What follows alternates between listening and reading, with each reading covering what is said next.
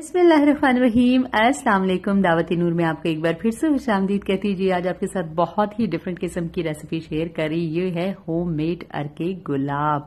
जी, हमारे घरों में अक्सर मौके पर कोई हज और उम्रे से आया हुआ हो, कोई शादी या मंगनी हो, और भी किसी मौके पर गुलाब की पत्तियां बहुत सारी आ जाती है और वो फिर घर पे वेस्ट हो रही होती है। तो मैं आपको बता दूं कि इससे आप होममेड अरके गुलाब बना सकते हो। उसकी खुशबू बाजार के अरके गुलाब से कई गुना बेहतर होगी और इसके रिजल्ट तो 100% है मेरे हाथों से, क्योंकि मैंने इसका तमाम काम किया। अभी तक से स्टिल इसकी खुशबू आ रही है और जो अमेजिंग खुशबू जब ये बन रहा होता है पूरे घर में आपकी फैलती है, तो फिर जब ये आप बनाएंगे तब आपको पता चलेगा।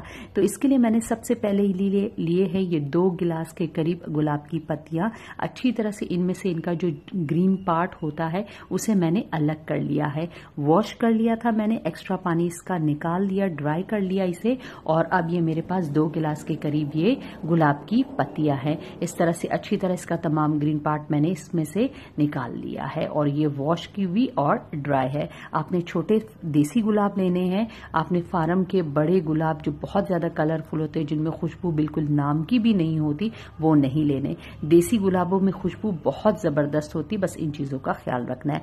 इस तरह से ये दम वाली हल्की आंच आपने ले ली है और एक स्टील के पतीले में मैंने अब डाल दिया है ये तकरीबन आधा किलो के करीब पानी है, जिससे तकरीबन आप 2.5 गिलास समझ लीजिए। 2.5 गिलास पानी मैंने डाला है। 2 गिलास मैंने गुलाब की पत्तियां ली। दबा दबा कर गिलास में गुलाब बस स्लाइटली डालते जाइए। जब वो उनसे भर जाए तो आपके इसी तरह से आपने 2 गिलास का अंदाजा लगाना है। बहुत ज्यादा दबा दबा के पत्तियां आपने नहीं डालनी है।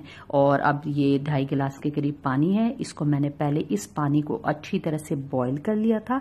5 मिनट इसे बॉइलिंग रखा, फिर इसे चूल्हा बंद करके ठंडा किया। जब ये कंप्लीटली ठंडा हो गया, अब दोबारा इस पानी को मैंने इस तरह से हल्की आंच पे रखा ताकि मेरा पानी तमाम जर्म्स फ्री हो सके और मैं इसे लंबे अरसे तक अपने फ्रिज में स्टोर कर सकूं।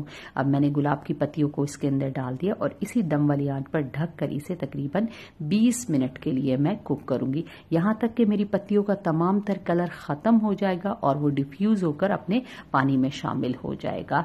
आप जो बिल्कुल क्लियर ट्रांसपेरेंट गुलाब अरके गुलाब खरीदते हैं बाजार से, वो डिस्टलाइजेशन प्रोसेस से प्रिपेयर हुआ होता है। ये जो मैं आपको बता रही हूँ ये डिफ्यूज प्रोसेस है। इसको डिफ्यूज प्रोसेस कहा जाता है। ये घर में करना बहुत ज्यादा आसान होता है और डिस्टलाइजेशन प्रोसेस को घर पे करना बहुत ही ज्यादा मेहनत तलब और वक्त तलब होता है। इसके रिजल्ट सिर्फ इसका कलर क्लियर नहीं है, बाकी इसके रिजल्ट उससे भी आपको कई गुना आपको श्योर होगा केमिकल फ्री है।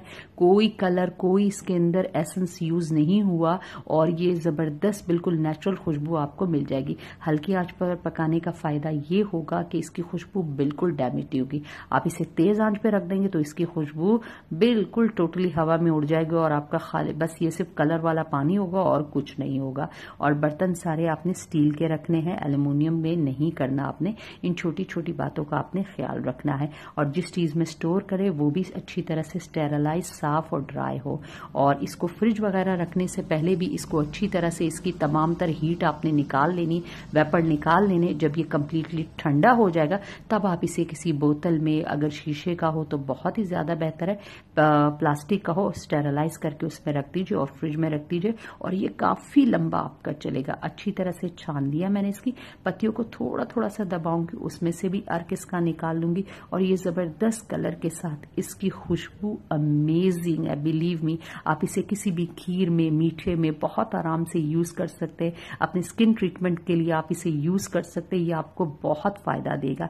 इसके साथ ही आपसे रिक्वेस्ट है कि अगर आपको रेसिपी अच्छी लगी तो प्लीज लाइक के बटन पर प्रेस कर दीजिए और अगर मेरे चैनल पर नए हैं तो सब्सक्राइब करना बिल्कुल भी मत भूलिएगा। ये आपका एक प्यार होता है और हमारी मेहनत का इनाम होता है। तो होप करूंगी आप मेरे साथ इसी तरह से जुड़े रहेंगे, मेरे लोगों पर हिट करेंगे, मेरी बाकी चैनल का, उस पर मौजूद रेसिपियों का विजिट करेंगे और कमेंट बॉक्स में मुझे जरूर बताएंगे कि आपको मेरी रेसिपीज कैसी लगती है। और अगर आपको ये रेसिपी अच्छी लगी तो अपने फ्रेंड्स एंड फैमिली मेंबर्स के साथ तो इसे शेयर करना बिल्कुल भी मत भूलिएगा। आप जब मुझसे कमेंट करते हैं तो इंटरेक्शन में मुझे बड़ा मजा आता है।